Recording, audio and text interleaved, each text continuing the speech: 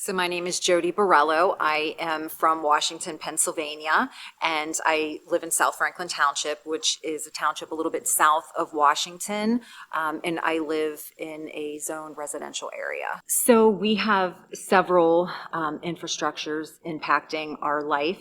I'll go back maybe to the beginning and kind of tell the story. So we moved back to Washington, PA. We were living out in Chambersburg, but we're originally from Washington. My husband and I both grew up here, and we had lived in the city of Pittsburgh. And then my husband took another job, which took us to Chambersburg. And we really wanted our kids to grow up in a rural setting like we did and have that type of life that we did, that freedom of living in the country and the beauty. And it's something that if you didn't grow up in the country, it's hard maybe to describe. So we searched and searched, and we found an acre lot on top of a hill, and it was so beautiful, and we were so excited to build a home there. And we built our home. We loved it. To us, it meant the world. We saved our money. We did everything right to build this house. And within a year of being there, my neighbor had told us that we were getting a gas well 275 feet from our back door. And I'm going to be honest, at first I thought, who cares? I'm used to, oil wells and gas wells. I mean, I've seen them, my whole life. And he said, no, I don't think you understand what this is.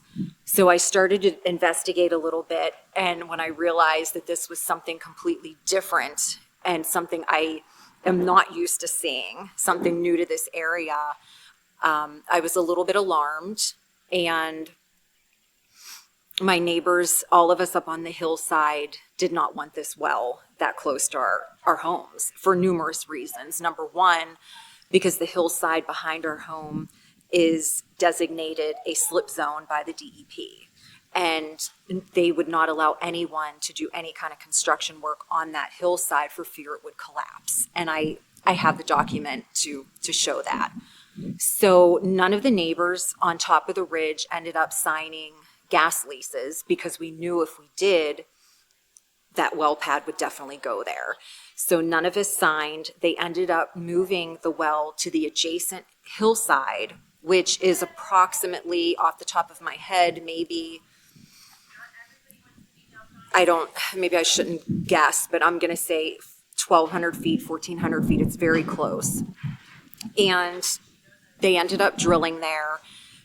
We had issues with that. The typical issues, vibrations, our particulate matter, 2.5 was 8,415. It had spiked one evening. It was bright, it was loud, it was everything that everyone complains about. And they were flaring there because this was in about 2012. So while they were doing that, the company came through behind our home through that slip zone, and they dug it out and they put in what we understood to be a gas line. And we immediately, within days, saw issues. We had a tree, a young, healthy tree, break in half. My neighbor's fire pit collapsed. We had sinkholes in our yard. We had ripples in our yard. We called the DEP. They did nothing about it.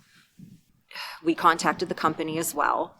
The company said that what they put in was actually not a gas line, it was a water line that was going to supply water to the well pads.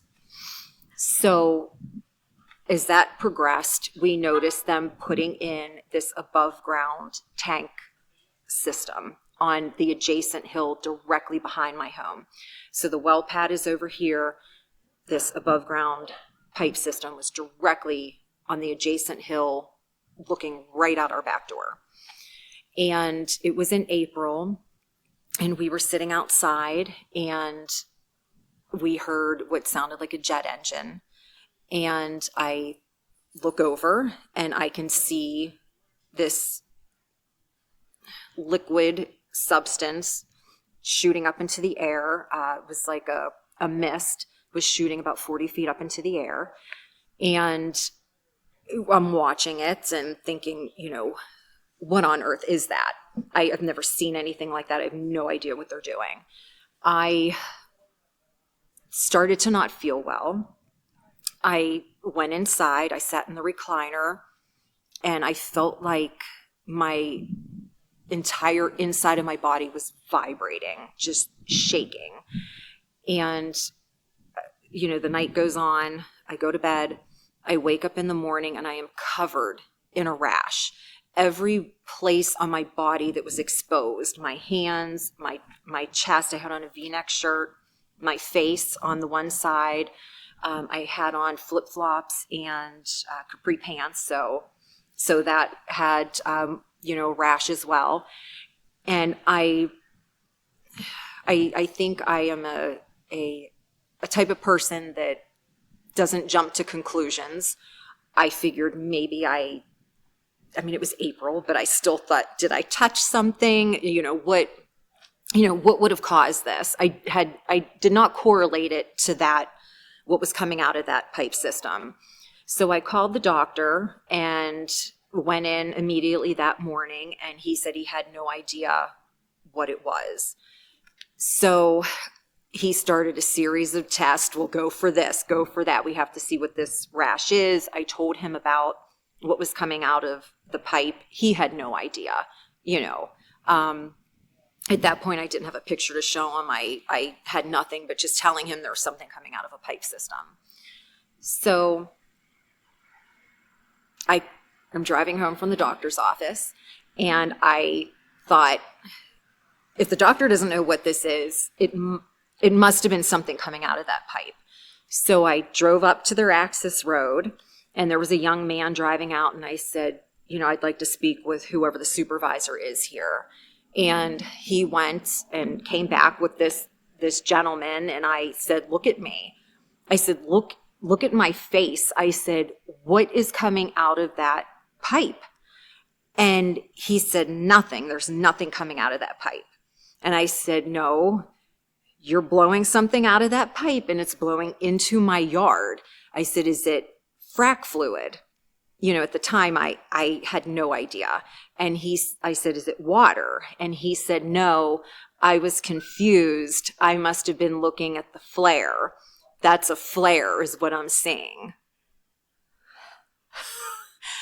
So I'm sorry, I'm not going to be confused between fire and water. I was very well aware that something was coming out of that pipe, and that is here. A flame is on the other hill. So there was definitely no confusion. This went on 7 days a week, 3 times a day for nearly a decade, rendering my yard virtually useless. We did not go outside once we started making that correlation that our rashes were from this substance being blown out of this above ground pipe system. We all had rashes. I had chemical burns to my eyes. My middle son had to go. He had to have eye drops constantly. I did. My 2-year-old son had rashes, and I had to take him to Children's Hospital to see, a specialist. And when we were there, I was told that there was nothing they can do. I would have to get an attorney and or move. So at this point, after contacting the DEP, contacting anyone who I thought that I could, I knew that I was help. There was it was hopeless. No one was going to help me. I was on my own. So I began documenting everything. I kept a notebook by my kitchen door. Anytime I would see them go up to this above ground tank system is what the DEP called it. And they also, I want to back up, they also at one point told me that everything that's coming out of that above ground tank system is everything that they're pumping down into the well. So at that point, I was making the connection that, that could be chemicals. it could possibly be radiation. I mean, it smelled like metal. It was a horrible, horrible smell. So what I did, I realized that I was on my own. So I had a notebook, I put it by my back door with my camera. Every time I saw them blow out of that pipe system, I would take a picture and I would write down the time and the date. So if they came 3 or 4 times that day, I wrote down what time, I wrote down, what color their vehicle was, and took a snapshot. So then I started to compile all this and make a complete timeline of every time they were there. What I eventually found out nearly a decade later, after I pushed and I pushed and I pushed, and I found out that what is behind my home is actually a pig station. So technically, all the DEP had to do was ask them, what is this above ground pipe system? What are you doing here? What is this? They never asked. I finally found out that it was a pig station. However, I have only seen them put a pig inside of that pipeline.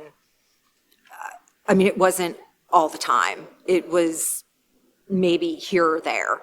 What they were coming up and doing was releasing pressure out of that pig, and they possibly weren't even pigging it. So I ended up having to contact the local DA, and my case was referred to the AG's office, and they were able to use my timeline and my photos to cross-reference how often they were saying they were pigging that station, and they were not equaling out. So they ended up receiving criminal charges for that site. I mean, everyone knows the regular trials of life. And then on top of it, I have to babysit CNX resources. That is not acceptable. Their CEO should be taking care of their business and respecting the human beings that live next to their facilities. And I hope that he begins to maybe care more about the people that live next to these facilities and realize what it's actually doing to them. It was really hard. It was trying, and many times I felt alone and alienated, but I now want people to know that if they're having the same problem that I had, they're not alone. They're not. There are so many people that are having similar problems that don't know that there's people that they can talk to, and they won't be judged. I'm always here for them to reach out to on a personal level and through the Center for Coalfield Justice.